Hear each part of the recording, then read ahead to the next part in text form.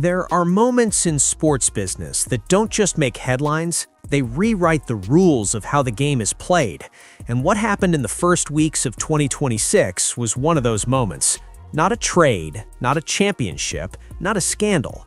A single commercial decision made by one of the most prestigious automotive brands on the planet that managed to simultaneously shock the tennis world, enrage an entire governing body, and place all of its bets, every dollar, every campaign, every ounce of 47 years of carefully cultivated prestige on one person. A 20-year-old from Quezon City, Philippines, currently ranked 31st in the world with 0 Grand Slam titles, who had only just won her first WTA tournament 4 months prior. Her name is Alex Eala, and Porsche just handed her $200 million. Not a fraction of a broader portfolio, not a modest ambassador deal structured to complement bigger investments elsewhere, the entire thing. A decade-long commitment described internally as the largest individual athlete investment in Porsche's entire corporate history by an enormous margin. Every resource that a brand worth tens of billions of dollars had spent nearly 5 decades distributing across an entire sport, now concentrated onto one human being who hadn't even reached her 21st birthday. The WTA's leadership found out what was coming before the announcement dropped. The internal reaction, according to multiple people familiar with those conversations, wasn't polite concern. It wasn't measured institutional disappointment. It was fury. Raw, professionally grounded, strategically significant fury. And to understand why, to really understand why, you have to go back to 1978, because this story doesn't start with Alex Eala. It starts with a 15-year-old in pigtails standing in a German stadium, and a car company that made a decision that day they would spend the next 47 years honoring. Stuttgart, West Germany, 1978. A teenager named Tracy Austin arrived at the Filderstadt tournament and proceeded to make every adult in the building feel vaguely obsolete. She was 15 years old, playing with an intensity that veterans twice her age couldn't manufacture. She looked like she'd wandered out of a school gymnasium and accidentally ended up competing against professionals. And then she started beating them. Porsche was there that day, and something clicked that would outlast careers, outlast generations, outlast entire eras of the sport itself. What followed wasn't a standard corporate sponsorship, it was something far rarer and more durable. 47 consecutive years of unbroken investment into women's professional tennis. To put that number in context, 47 years ago, the Soviet Union still existed. The internet didn't. Roger Federer hadn't been born yet, and Porsche was already there, already committed, already building something they intended to make permanent. The centerpiece of that commitment was the Porsche Tennis Grand Prix in Stuttgart, Europe's oldest professional women's indoor tournament. When Porsche moved it to the Porsche Arena in 2006, they didn't just rename a venue, they put their name on the building itself, etched it into the architecture of the city, made the tournament structurally inseparable from the brand. Between 2007 and 2019, players voted it their favorite tournament in its category 10 separate times. Not occasionally, not most years, 10 times. That's not a poll result, that's a verdict. The 2025 edition drew 33,000 people through the doors of that arena, the highest attendance figure since the pandemic disrupted everything. A brand that had been quietly doing this work for nearly half a century was still pulling crowds at a scale that newer, louder, more socially optimized partnerships could only dream of producing.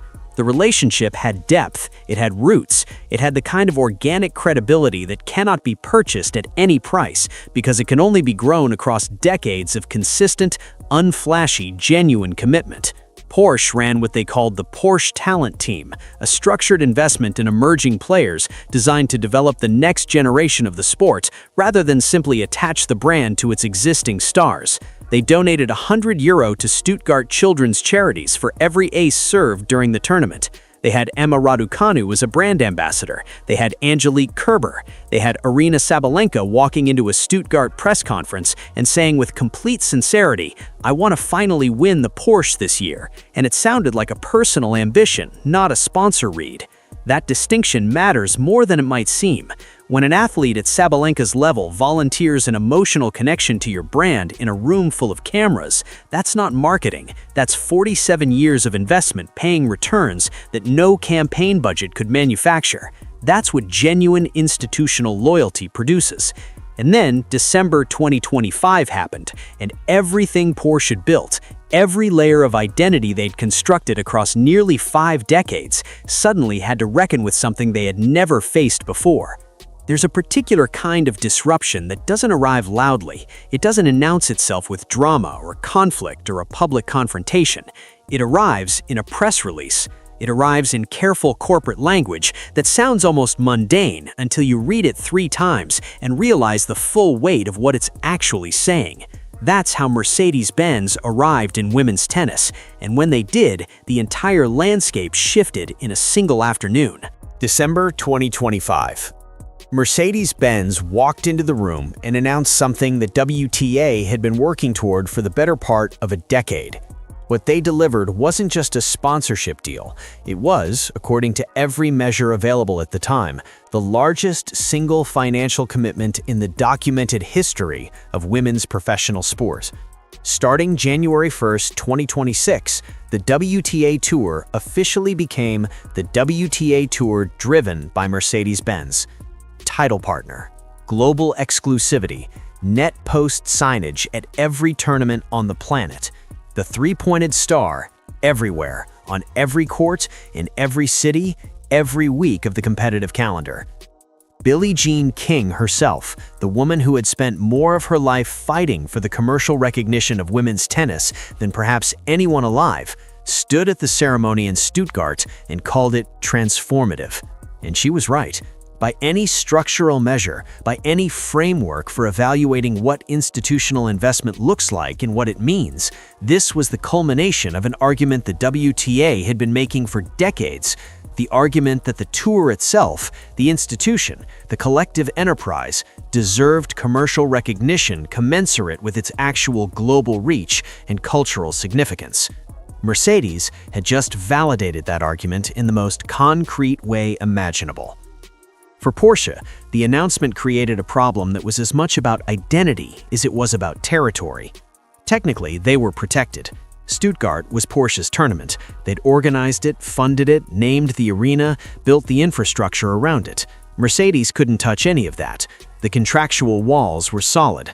But the broader designation, the most loyal sponsor in women's tennis, the brand most deeply embedded in the sport's identity, the name that had been there through every era, every generation, every seismic shift in the competitive landscape, that belonged to the whole tour, and the whole tour now wore a different badge.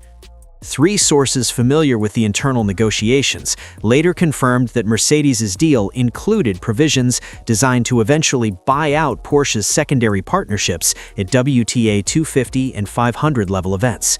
The timeline attached to those provisions was deliberately vague, not accidental vagueness, but the kind of strategic ambiguity that keeps a counterpart slightly off balance, always aware that the clock is running without ever knowing exactly when it hits zero. The tension created by that vagueness was not a side effect, it was the design. Porsche understood exactly what was happening, and rather than dig in defensively, rather than fight a territorial battle on ground that Mercedes had just paid an historic amount of money to control, they made a different kind of decision entirely.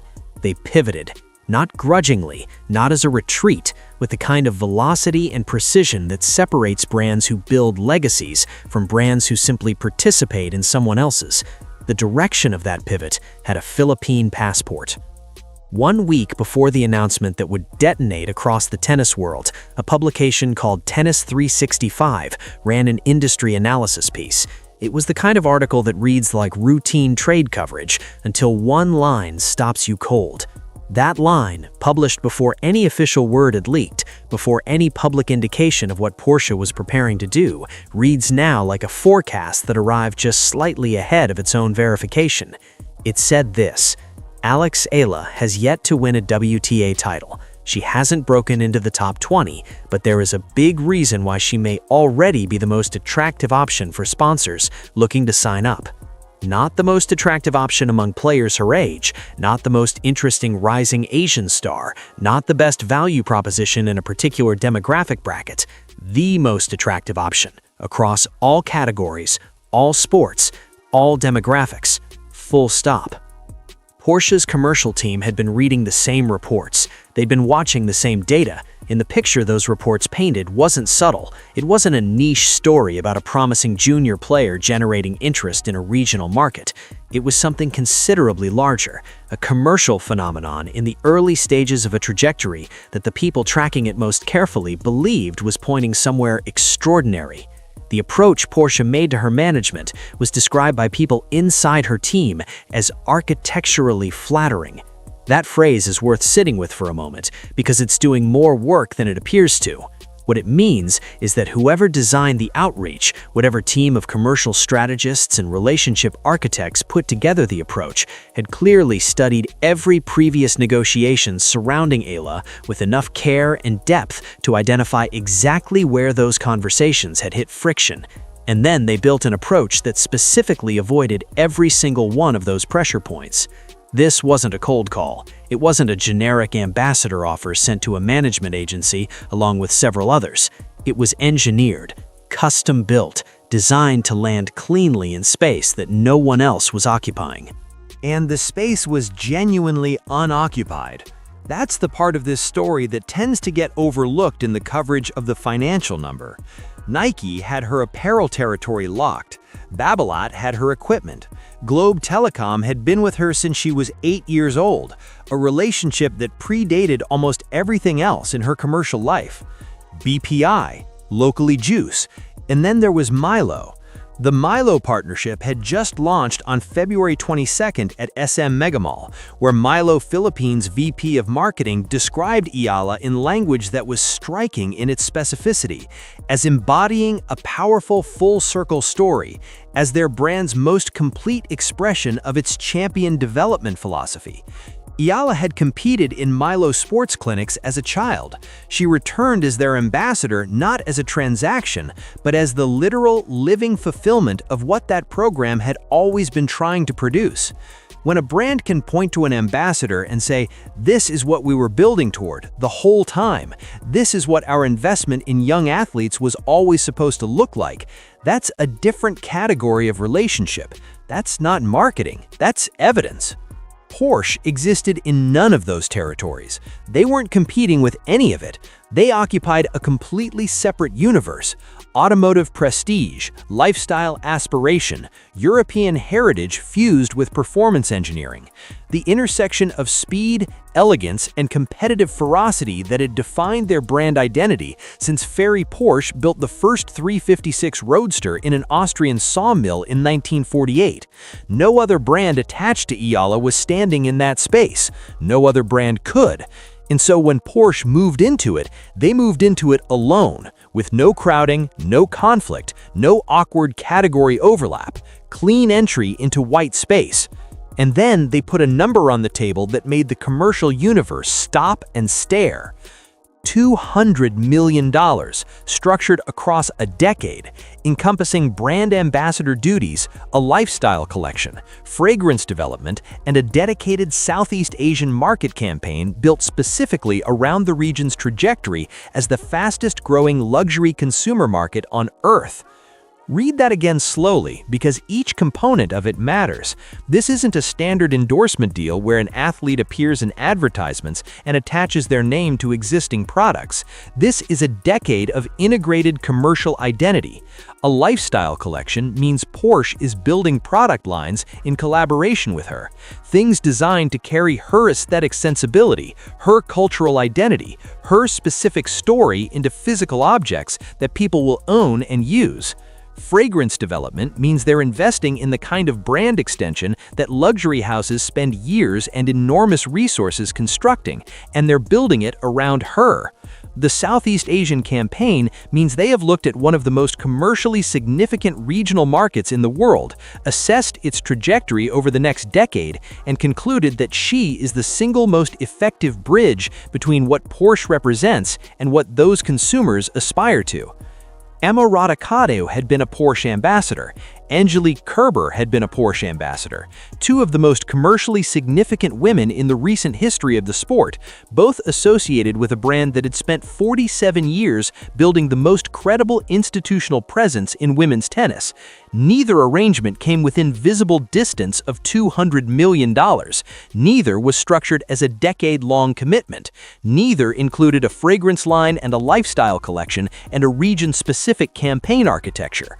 Those were ambassador relationships. This is something categorically different, a full commercial partnership in which the athlete isn't decorating an existing brand strategy, but co-creating an entirely new one.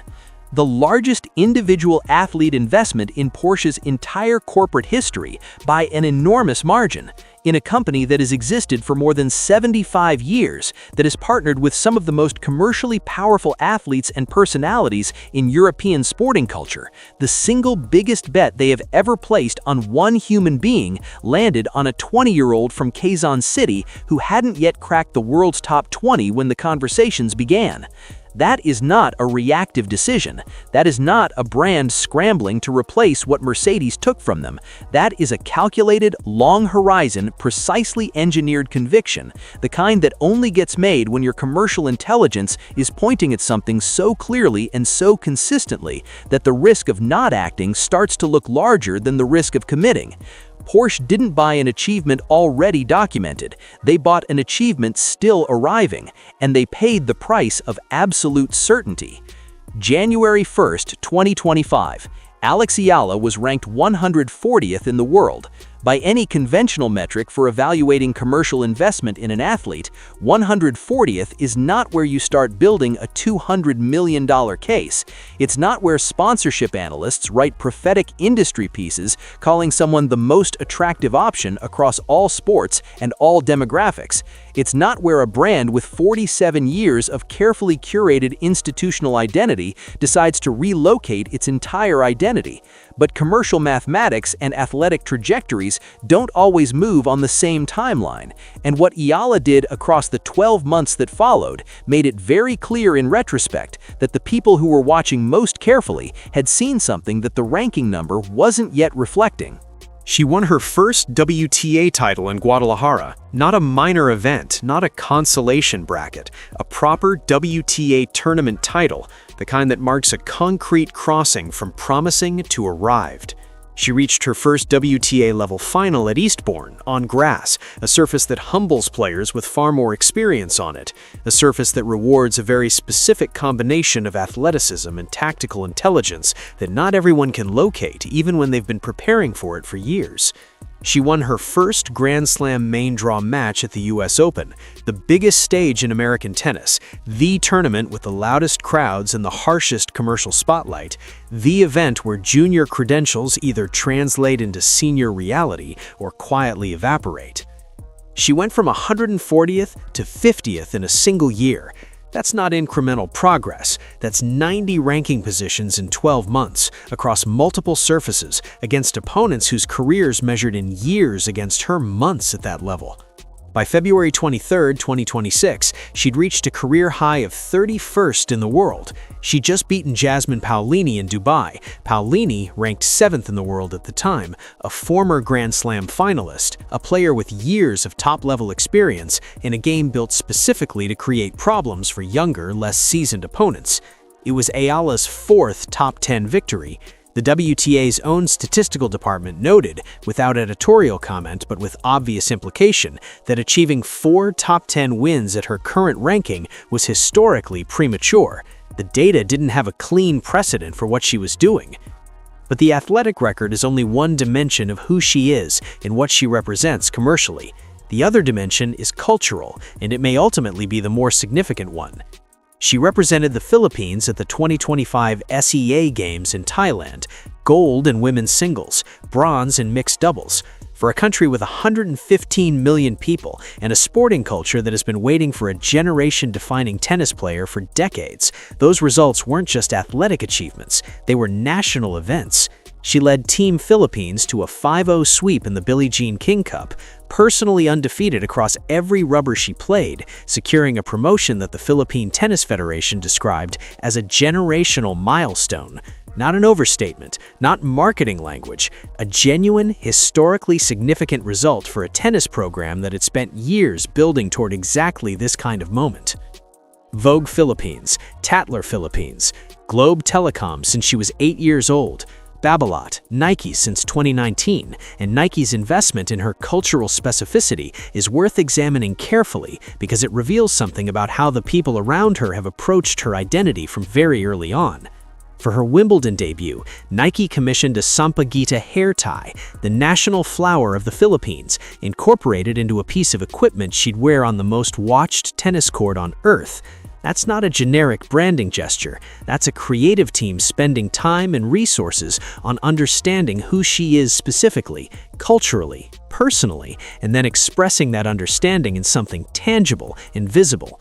When brands do that, when they invest in the particularity of an athlete's identity rather than flattening it for convenience, they're signaling something about what they believe the relationship is worth and what they're willing to invest to honor it. Milo had built her in part. Their clinics were where she developed as a young player. Their ambassador program was where she returned years later as the finished product of everything they'd been trying to build. Globe had been there since childhood. Nike had made a sampaguita for her Wimbledon debut, and now Porsche was constructing a fragrance line. The Verifiles and Rappler detail is perhaps the most revealing single data point in this entire story.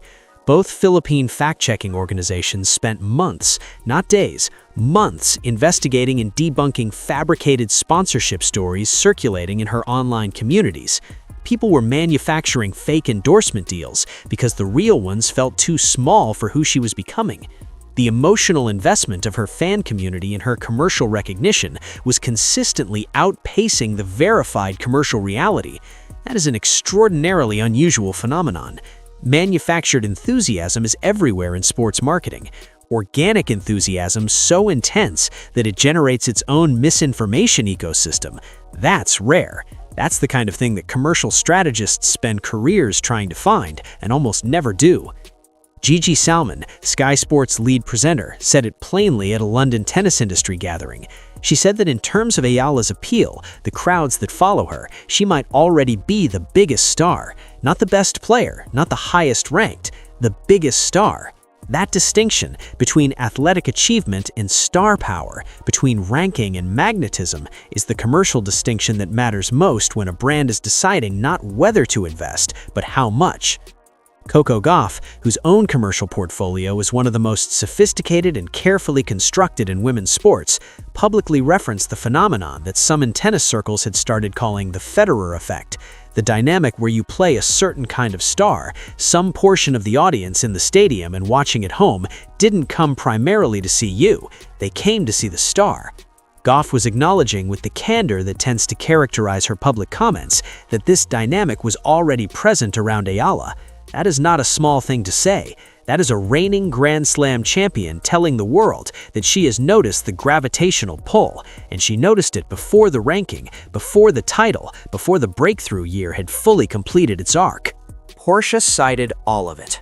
Salmon's observation, Gauff's reference to the Federer phenomenon, the 33,000 at the Porsche Arena, the Southeast Asian luxury market data, and, specifically, explicitly, the verified reality that misinformation flourishes around Eala at a volume that no manufactured campaign could approximate.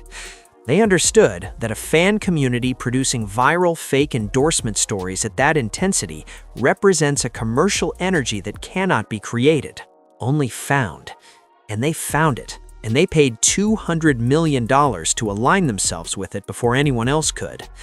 When WTA officials understood what Porsche had done, the anger was immediate, sustained, and, if you understand the structural logic of institutional sports governance, entirely rational. This wasn't emotion masquerading as professional concern. This was a legitimate institutional response to a decision that had real implications for the architecture of how women's tennis generates and distributes its commercial value. Here's the context that makes the fury comprehensible. The WTA had just achieved something historic. The Mercedes deal wasn't just a large sponsorship, it was the validation of an argument the organization had been constructing, refining, and fighting to have recognized for years.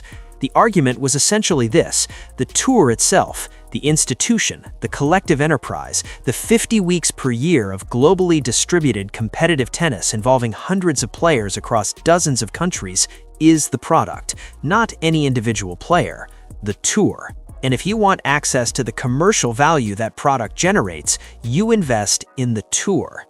That argument had finally, definitively, historically paid off. Billie Jean King at the ceremony calling it transformative, the largest single commitment in women's sports history attached to the institution's name. This was the moment, the proof of concept, delivered at the highest possible level by one of the most prestigious automotive brands on earth. And then, within months of that announcement, a different prestigious automotive brand stood up and made the opposite argument with $200 million. Not with words, not with a press release disputing the WTA's commercial framework, with $200 million allocated to one athlete. The implicit statement was impossible to misread. The institution isn't the product. The human being is the product, and we are allocating our resources accordingly. For officials who had spent significant portions of their careers making the institutional argument, watching Porsche execute that pivot felt like a direct repudiation. And what made it worse, what transformed professional frustration into fury, was that they couldn't dismiss it as commercially irrational. They couldn't point to the decision and say, this is a mistake, this is a brand chasing a story instead of following the money. The commercial case for Eala was too strong, the data was too clear, the trajectory was too obvious. The anger was not about a bad decision they could invalidate, it was about a correct decision they could not afford to endorse. Because the precedent question is the thing that keeps institutional sports governance awake at night. If Porsche can do this, if a brand with 47 years of tour-level investment can redirect its entire commercial identity toward one athlete inside the tour rather than the tour itself, what stops the next brand from doing the same? Why invest in the framework when the framework's entire commercial value is derivative, derived from the Sabalenkas and Swiateks and Goffs and Ealas competing inside it? Every dollar that flows to those athletes individually, rather than to the tour collectively, is a dollar that doesn't strengthen the institutional infrastructure those athletes compete within. At scale, that logic produces a fragmentation problem, and fragmentation is the existential threat that every tour-level governing body is perpetually fighting against. The concerns were legitimate, they were professionally grounded, they came from people who understood the structural mechanics of sports commerce better than most commentators giving hot takes from the outside. And yet, and this is the part that the fury couldn't change, they were entirely beside the point of what Porsche had actually decided. Because at its deepest level, this decision wasn't about Mercedes, it wasn't about title partner exclusivity, or the protected status of the Stuttgart arena, or the provisions in a December 2025 contract that nobody outside a handful of executives had fully read. It was about something older and more durable than any of those frameworks. It was about the nature of what sports is actually selling. Not schedules, not rankings, not institutions, but human beings. Human beings with specific stories, specific identities, specific qualities of character that make other human beings want to watch them, follow them, buy the things they represent, and feel something about their wins and losses that goes beyond the athletic result. That is what Alex Eala is. That is what her story is. A girl from Quezon City who in 2026 told cameras in Dubai, with the quiet gratitude of someone who means it rather than performing it, how many people would love to be in my position? I make it a point every day to really give my all and be grateful for what I have. Who said at Indian Wells with the understated authority of someone who demonstrates rather than declares, I know that I belong here. Who described her entire explosive breakthrough year not as a commercial triumph, not as a professional validation that proved her doubters wrong, but as a love letter to her family, to her team, to her supporters, and to baby Alex, the little girl who made a choice, an enormous choice about what to sacrifice and what to pursue that made the woman possible. Porsche read that story. They understood what it was. and they bet $200 million on the idea that a story of that quality, told at that scale, on that trajectory, is worth more than any institutional framework ever constructed to contain it. Here is what this story is actually about, underneath all the commercial mechanics and institutional politics and historical context. It is about the fact that sports, at its most fundamental level, is not a product. It is not a schedule or a ranking system or a global distribution network or a governance structure. All of those things exist to serve something simpler and more ancient. They exist to deliver human beings to other human beings, to put one person's story in front of another person's attention and create the conditions under which something real can pass between them. Porsche spent 47 years understanding that. They built it into the architecture of Stuttgart. They built it into the talent program and the charity donations and the ambassador relationships and the press conferences where players spoke about the tournament with feelings that weren't manufactured. They understood it completely. And when Mercedes arrived and claimed the institutional framework, Porsche didn't lose their understanding. They just relocated it. They moved their understanding from an institution to a human being, from a tour to a player, from a framework to a story. And the story they chose, a 20-year-old from Quezon City, a girl who grew up hitting balls in clinics sponsored by the same chocolate malt brand she now represents as their champion, a woman who led her country to historic results and described the whole journey as a love letter. That story is not a commercial construction. It is not a marketing brief. It cannot be manufactured at any budget. It exists because she exists, because of the specific, particular, unrepeatable combination of talent and character and cultural identity and human quality that she carries with her onto every court she walks onto. The WTA officials arguing about frameworks weren't wrong. The frameworks matter. The institutional infrastructure that allows women's professional tennis to function at a global level requires investment, requires stable partner relationships, requires the kind of commercial architecture that the Mercedes deal was designed to strengthen. Those arguments are real, and they deserve to be taken seriously. But Porsche was not making a framework argument. Porsche was making a human being argument. And human being arguments, when the human being in question is the right one, have a tendency to win. Not always immediately, not without cost, but with a durability that frameworks, however carefully constructed, cannot match. Because frameworks change, contracts expire, commercial landscapes shift, but a story, a real one, earned across years of sacrifice and competition and cultural significance, a story like that doesn't expire. It compounds.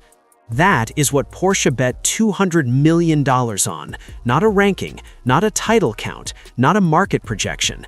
A story still in the middle of being written by a woman who understands what she has, is grateful for it every single day, and plays with the kind of focused ferocity that makes everyone watching feel like they are witnessing something they will want to tell people about later.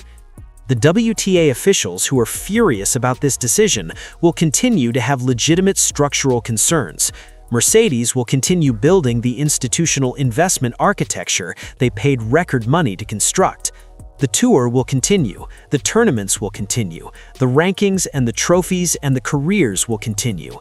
And somewhere in the middle of all of it, a 20-year-old from Quezon City will walk onto a court, adjust a Sampaguita hair tie, and play a brand of tennis that makes a growing percentage of the global audience feel something they can't quite articulate but won't be able to look away from. Porsche will have their logo somewhere near that moment, and in 5 years, when we return to this story with the benefit of knowing how it ends, either that will look like the most commercially rational decision in the history of women's sports sponsorship, or it will look like confirmation of something even more remarkable. The possibility that sometimes the biggest brands in the world see a human being clearly enough to recognize that no institution, however prestigious, was ever going to be large enough to contain what she was becoming, and they acted on what they saw. The question isn't whether Porsche was right to do it. The question is why it took the rest of the world so long to see what they saw.